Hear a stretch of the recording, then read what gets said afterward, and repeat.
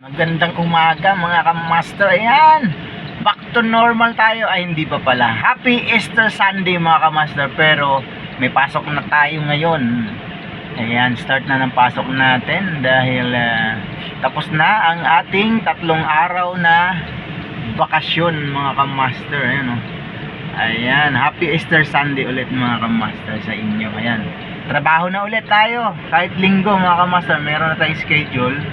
Ayan, nandun na yung aking mga kasama na nagre-register lang sa guard.